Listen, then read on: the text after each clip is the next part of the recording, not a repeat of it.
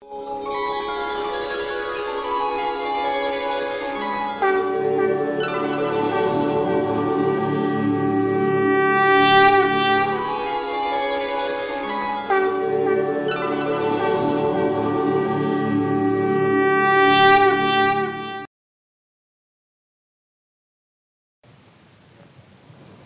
दर्शक मित्रों, spiritual life के इस कार्यक्रम में आप सबको प्रणाम करता हूं और आप सबका स्वागत करता हूं। हर वीक हम कुछ न कुछ बातें करते हैं और बात करते करते हमको याद आ जाता है कि हम मंदिर में जाते हैं, हम धर्म के स्थान पे जाते हैं, मगर वहाँ भी चोरियाँ हो रही है। तो लोगों में प्रश्न ये आता है कि भगवान की हम पूजा करते हैं तो भगवान खुद अपनी रक्षा क्यों नहीं कर सकते? लोगों का प्रश्न ये आ जाता है। So the people, they think themselves, okay, when we go to the place of worship, the God itself, why they cannot protect themselves? That is the question which is going on everywhere. God is there to look after everyone. You build your karmas. If you build your good karmas, you can achieve the good result in your life. I always say it, the past is your lesson, the present, that is your gift, and future, that is going to be your motivation. So when you do something, you think whatever you are doing. We have great privilege today, which is from the Harrow Council, Deputy Mayor, Councillor Nitin Parekh is here. Nitin bhai, आपका मैं स्वागत करता हूँ. Also from the Metropolitan Police, the Borough Commander, which is the responsible for the Harrow, Brent and Barnett, Simon Rose, thank you for coming. Also the special CID who's working for the temple investigation. And the people have questioned what the police is going to do. I think so, according to my discussion, what the police is going to do, what they did, I don't think so we are going to do that. So with that intelligent officers, which all the force which is they are putting at the moment for the current issue, Simon, regarding about the issues going on and the people they think about the temples and gender, whatever, and is a great thing which is you brought CID here who is dealing with it. So, Peter, the thing which is going on, and we are also very proud, which is Simon is doing good job and quick. Because when the incidents happen, I have received the call from the temple and councillors. And unfortunately, I don't know, the borough commander was on holiday with some of the thing, and I called him on the mobile.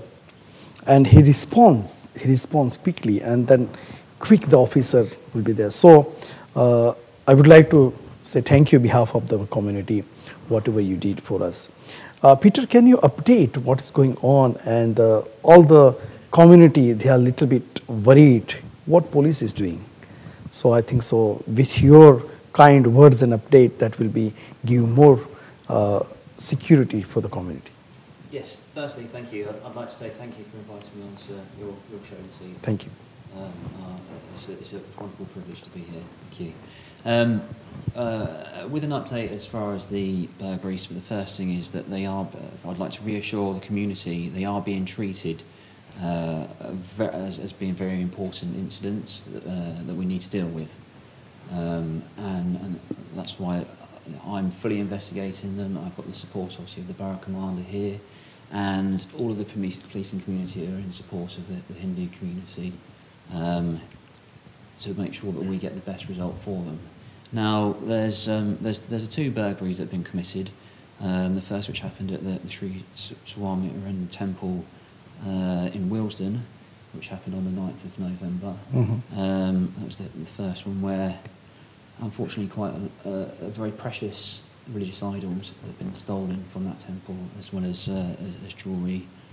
And the second one, which was at the Kenton Temple, which was on the 13th of November, where jewellery has been taken, money has been taken, and both of those burglaries, the burglar has entered the property, has searched through numerous rooms, causing damage to the property, and gone through a lot of religious areas of the temple that would normally not be entered by anybody apart from the priest in the temple.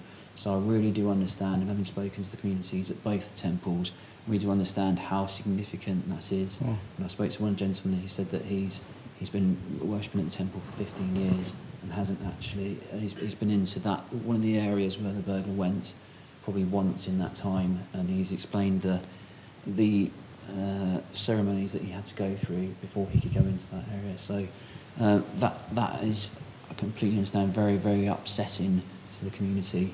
Now, as far as the investigation goes, I'm pleased to say that we have, through all of the inquiries that have been completed by myself and the Safe for Neighbours teams and other officers in CID, we have managed to get to an image of a suspect, and we have then been able to take that one step further, be able to identify who we believe is the suspect from that image. And I have that image here, which I'd like to show on camera. Please, yes. So this is the image of the suspect who has been identified. Mm-hmm. Now his name, as he is known to police, is Danny O'Leary. Okay. Now, one of the main reasons I would like to be here, for me personally, is that it's to ask the community's support and assistance in trying to locate this individual, so that we can, obviously the most important thing is locating and arresting him, but it's also trying to return the items which have been taken. Now that is very, very important, and I really do need anybody's help from the community to be able to locate him and to restore the idols to where they belong.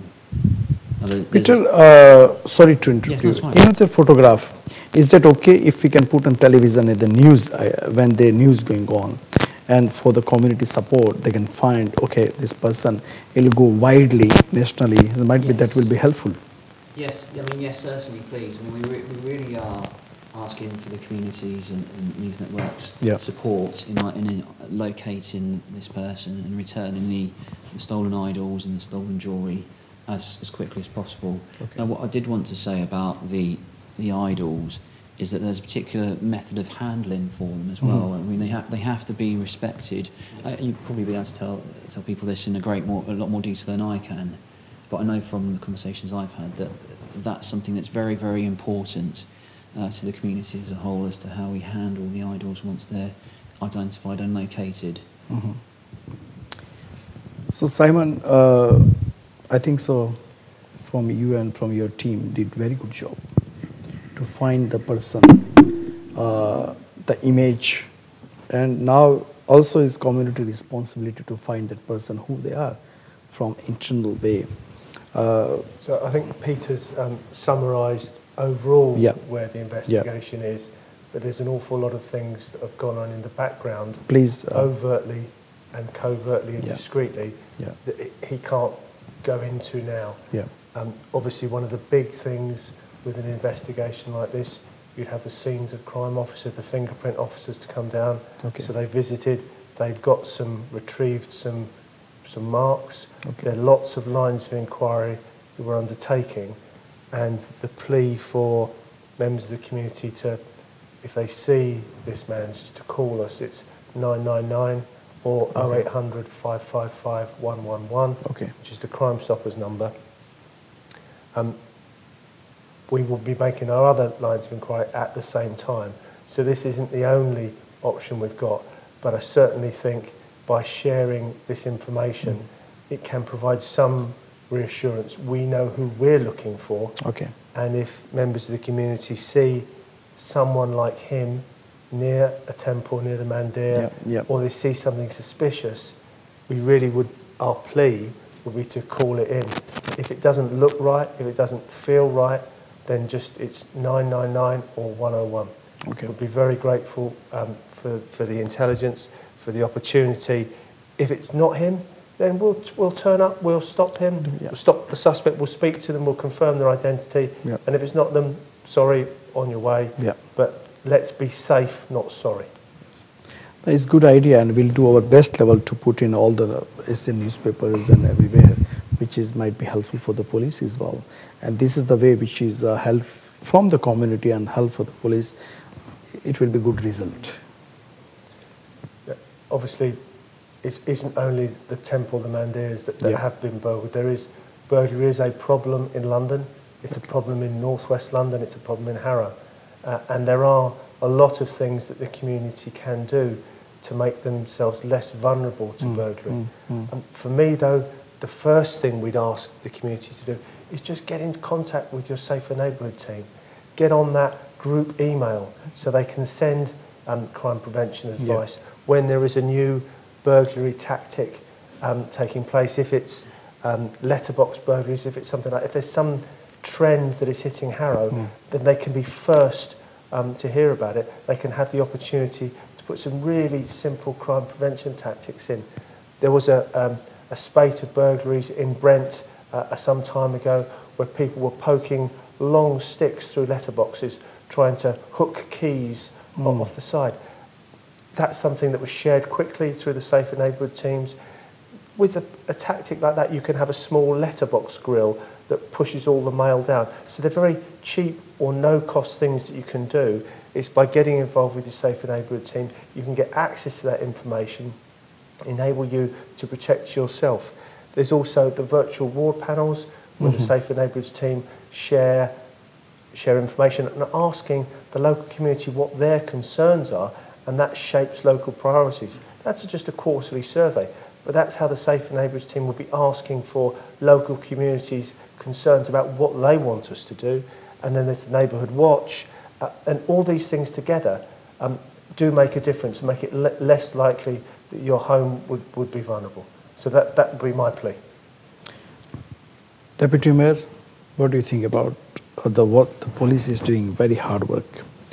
And being a deputy mayor and being a councillor from the community side, is that a good idea? How we can help each other? I think what Simon has just said is very important. That I, as a councillor, do attend every Safer Neighbourhood panel meetings, which happens in my ward every 2 months, and it is a great source of information for me as a councillor, because I hear a lot of stories from people. The people who attend the meeting, they give a lot of information to me as a councillor so that I know what's going on in the ward. Plus the police panel who comes to the ward, they bring all the crime maps and things like that. So as Simon said, it's very important for people to contact the police. Quite often people say, oh, what's the use of calling the police? Nothing happens. But take it the other way around. If you don't call, nothing will happen anyway. This way, they will build up a record of what's happening, where it's happening. You might not see the result ultimately, but there is a lot of work which goes behind the door. And then it helps them to build up the map where the things are, where to concentrate more resources. So I certainly will advise people to contact the police as soon as possible. Yes. We'd certainly like to try and be more preventative rather than after the incident has happened, which is exactly the value of the ward panel. So for me, if I was going to make just 2 suggestions that people could do, it'd be a timer switch. Where, because we're now getting into the early nights, it gets darker early. If you have a timer switch where the light comes on and off, and maybe a radio as well, or turns the television on, so it looks like someone's at home. That can make a real difference. And the one other thing other than the timer switch is just a little bit of a conversation with your neighbours, so that if you're out late, when they walk past, if there's something sticking out the letterbox, they can pop it through. If it was an early morning bin collection and you're not back late, they'll just tidy your bins up so it doesn't look. And these little things do make a difference. So timer switches, lights, radio, neighbours, just those couple of things. Maybe cost you £5 or £6 for a couple of timer switches. That will make a difference. That will help. I can share my experience on that because we do regularly go out canvassing, in particular when it's winter time, it's dark early, and if you're going at about say 5 o'clock, for example, when I'm knocking on the door, I know there's nobody in the door because there's no sign of any life inside the house. Imagine if I was a burglar, I would definitely know there's nobody there. But as Simon said, have some sort of automatic switches when because people come late from work, it's dark. So after 4 o'clock, leave the timer switch, which comes on automatically. So at least it's a preventative measure. It's not going to stop it happening completely, but it's like deterrent effectively. There are other things you can do that are a little bit more expensive. You see now advertised an awful lot of these Wi-Fi enabled doorbells. So you ring the doorbell, and you Connect have with mobile. it comes through on your phone, Yeah. and you say, oh, that box. Oh, I'm in the shower. I'm in the bath. I'm Yeah. a bit busy at the moment. Just leave it. I'll come and go and get it in a minute. Because Perception, isn't there it? is some Yeah, burglars yeah, who will yeah. knock on the door first, and all these little things Yeah. make a difference. It's about marginal gains. Some of them are more expensive. I absolutely accept that. But chatting to your neighbours, who would take the thing off your doorstep, tidy your bins. These things are free. Definitely. And let's start with the free things first and worry about the expensive things afterwards. Yeah. In the last, when we have discussion with Tanya Sprung and the councillor, and there was, after this questions, which is I have received the call from that temple, and they said, what about the patrolling? For the police patrolling is going to be same, or they're going to increase, or there is a different timing? You mean as a result of the borough mergers? No. The patrolling, when the police officer go and visit on the road, on the side, when they visit on Police the side. presence, Police basically. presence, yes. Okay. That hasn't changed. So the Safer Neighbourhoods teams still patrol all their wards. I do understand how people say we never see the police, Yeah. because I go to work at 8 in the morning, I come back at 7 in the evening, and if the police have walked past your house during the middle time, you're never going to know. And 7 in the evening to 10 in the evening, unless you look out the window, you're not going to see the car go past or the police go past. Yeah, Peter. I just wanted to say and reassure people in relation to the two temple burglaries. There's been patrols to those two temples specifically. I've been there myself, although obviously I don't look like a police officer most of the time. But there's been patrols and reassurance visits to all of the Hindu temples in the northwest of London.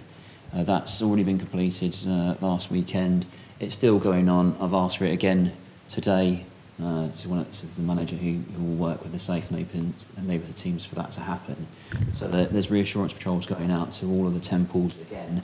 What I wanted to say in relation to offering reassurance to members of the community is, I know there's a big fear that two burglaries have happened and there may well be more burglaries.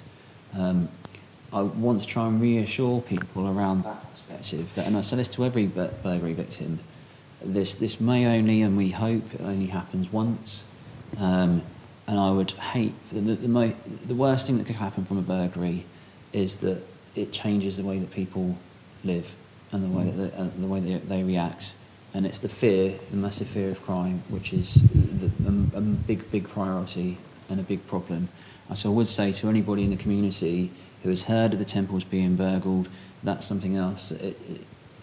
Yes, we do need to, sometimes we need to wisen up or change our habits, like Mr. Rose has said, but at the same time, I don't want people to be living in fear that they can't go to the temple. Yes. It's a or very that good message. It's going Yes. to be burgled again, or they can't give donations or offerings to the temple. That's definitely not what we want. I want to reassure people that the police are out there. We are investigating. We are identifying suspects, and we are going to catch suspects.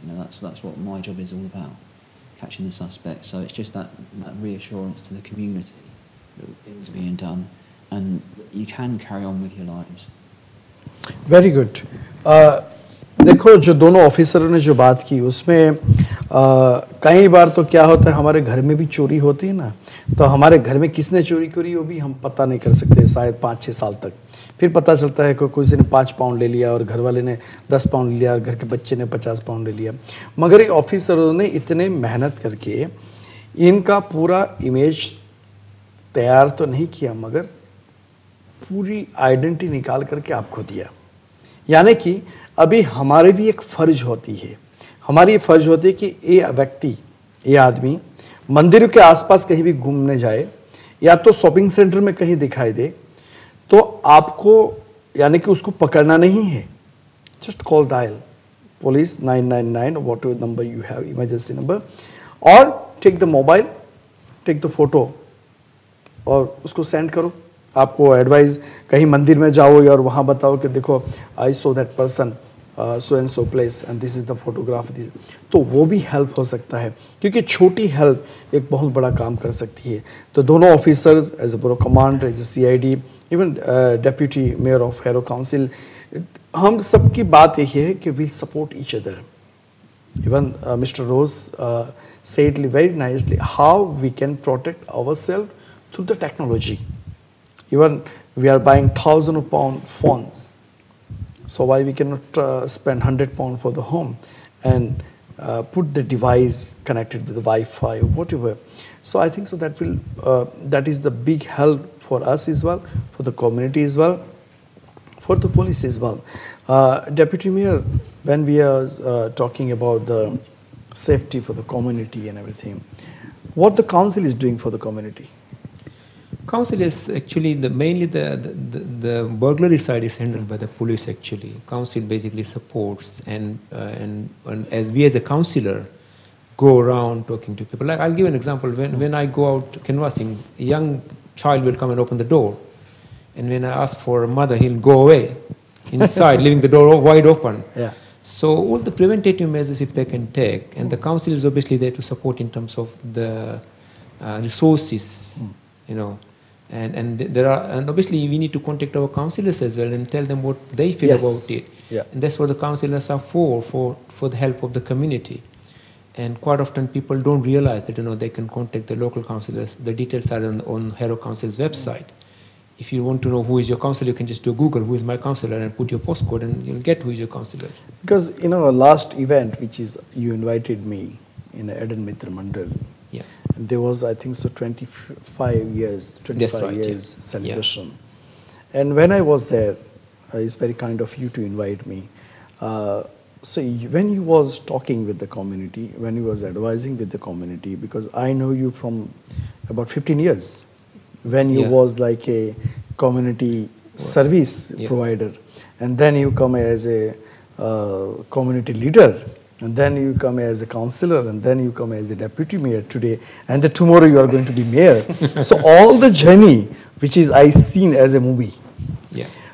And also, when I saw you, which is you are helping the community, but now the various situations around us, not only for you, not only for around us, I think so is big support.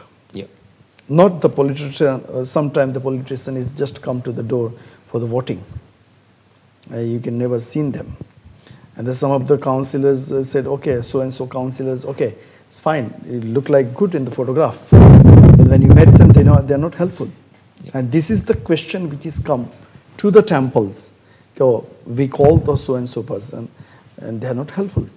Yeah. So with your power, with your kindness, I request, I think so, when you support the community will support you. Definitely. First of all, thanks for coming to our function. It is such a short notice of just 2 hours, and people in the function appreciated it. Because I learned from the police officers. Short notice, no, we should be go there. Yeah. But other thing I would say is the youth power in the community is quite important. And we in Eden Mitra Mandal, our committee is probably average age is about 37 years maybe. Right. So encouraging youth to come out and join the community, be part of the community functions, take roles in the community. What it does is gives them some purpose. And it stops them going out and making trouble outside. Right.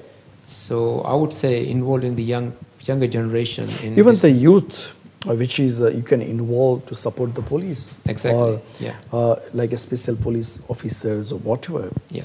What do you think, Mr. Rose? Yeah, we're always happy to have more youth engagement. We obviously have cadets where we try and involve troubled young people as well as people who are interested in policing. So there's a very much a 50-50 mix of young people who have started to go down bad paths and just generally anyone who wanted to get involved in police cadets.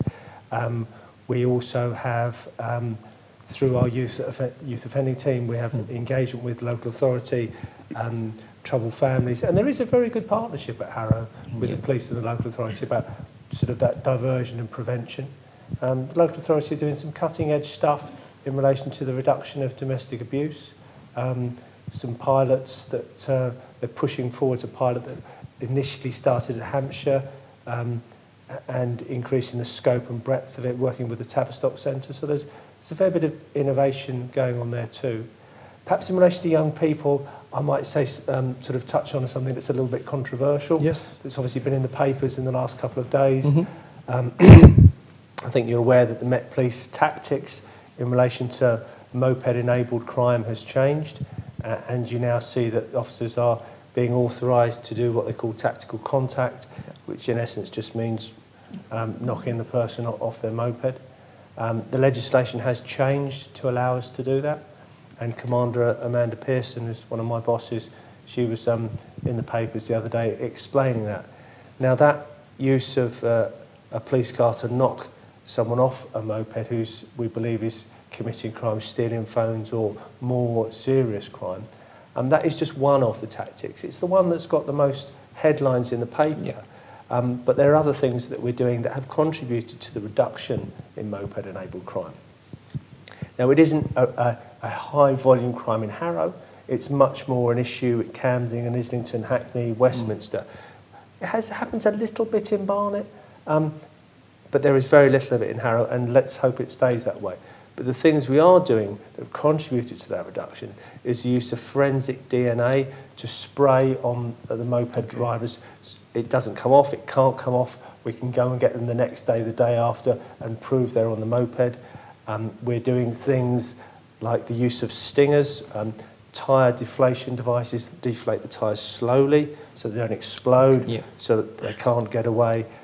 Using some of the technology that exists, we're tracking the mopeds via more discreet means. We're working with the manufacturers of the mopeds to make them less able to be stolen. There are certain brands, regrettably, that are very easy to steal. So in the next year or so, you're going to see significantly improved anti-theft devices on them. Local authorities are providing, and it's not an issue for Harrow, but it's more the Westminster, Camden, Islington, lockable points in the street so people can secure their mopeds more safely, because if they're not stolen, they're not involved in crime. Now, all of these things used together are contributing to a big reduction. Obviously, the thing you saw in the newspaper was now, on occasions, we will knock someone off their moped with this tactical contact. That's the headline, but the reality behind the headline is that all the other things going on, that's what's reducing it. The number of times tactical contact has happened is 2 or 3 or 4. There's hundreds and hundreds and hundreds of times crime prevention advice has been given, greater security has been delivered, and all these things have happened. So the headline, tactical contact, is the tip of the iceberg. But it's good news for moped-enabled crime at the minute. Well, this is the great advice and technical, which is useful to the community. Simon, any message you want to give? No, I think it's just really handy that we've had the opportunity to hear from the investigating officer in the Mandir burglaries, to set some of the things that are going, to explain some of the things that are happening, and to share the image. And if you see this man, 999 or 0800 555 111. If you're not sure, please call us anyway. If you're not happy about the security of your home or your temple, speak to the Safer Neighbour team. They'll come down, they'll do a crime prevention audit. We can talk about quality of locks. Simply just locking the door properly is good. Bit of CCTV, bit of lighting, maybe not such a low hedge at the front so that the potential burglar can't hide behind it. Not leaving your wheelie bins out the front so they can climb on the wheelie bin and hop over the fence. All these little things, the Safer Neighbours officer will come round, have a chat, do a tailor-made crime prevention audit. This will help. It's free. Please take up the offer. Thank you very much, Simon, for coming in our spiritual lives. So, Peter, thank you very much, Deputy Mayor. Thank you so much. We'll meet up hopefully every month and we'll give update. So, सभी दर्शकों को मैं धन्यवाद यही कहना चाहता हूँ कि ये जो बातें हैं वो आगे बात करेंगे. हरिओम पूर्णमः पूर्णमिदं पूर्णात् पूर्णमुदच्यते पूर्णस्य पूर्णमादाय पूर्णमेवावशिष्यते. हरिओम शांति शांति.